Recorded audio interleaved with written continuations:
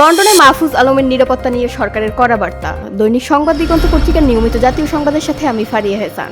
লন্ডনে তথ্য ও সম্প্রচার উপদেষ্টা মাহফুজ আলমের উপর হামলার চেষ্টার নিন্দা জানিয়েছে বাংলাদেশের অন্তর্বর্তীকালীন সরকার। গত শনিবার 13 সেপ্টেম্বর রাতে এক বিবৃতিতে বলা হয়, সহিংসতা কখনোই গণতান্ত্রিক প্রতিবাদ হতে পারে না। ঘটনাটি ঘটে লন্ডনের সোয়াস ক্যাম্পাসে আয়োজিত এক সেমিনার শেষে। বের হওয়ার সময় একদল বিক্ষোভকারী বাংলাদেশ হাই কমিশনারের গাড়িতে ডিম নিক্ষেপ ও গাড়ির পথ রোধের চেষ্টা করে। তবে উপদেষ্টা মাহফুজ আলম গাড়িতে ছিলেন না। লন্ডন মেট্রোপলিটন পুলিশ দ্রুত ব্যবস্থা নিয়ে পরিস্থিতি নিয়ন্ত্রণে আনে। বাংলাদেশ হাই কমিশন জানিয়েছে, পুলিশ সার্বক্ষণিক যোগাযোগ রাখছে এবং উপদেষ্টাকে পূর্ণ নিরাপত্তার আশ্বাস দিয়েছে। এর আগে নিউ ইয়র্কে সরকার সফরে থাকাকালে একইভাবে তার উপর হামলার চেষ্টা হয়েছিল। সরকারের বিবৃতিতে বলা হয়, কনসুলার যানবাহন লক্ষ্য করে হামলা আন্তর্জাতিক শিষ্টাচার লঙ্ঘন। গণতন্ত্রে ভীতি প্রদর্শন বা সহিংসতার কোনো স্থান নেই। শান্তিপূর্ণভাবে মত প্রকাশ ও সমাবেশের অধিকার রক্ষা করা উচিত। সরকার মেট্রোপলিটন পুলিশকে ভিডিও ফুটেজ ব্যবহার করে অপরাধীদের শনাক্ত ও বিচারের আওতায় আনার আহ্বান জানিয়েছে। একই সঙ্গে প্রবাসী রাজনৈতিক নেতৃবৃন্দকে সহিংসতা প্রত্যাখ্যানের আহ্বান জানানো হয়।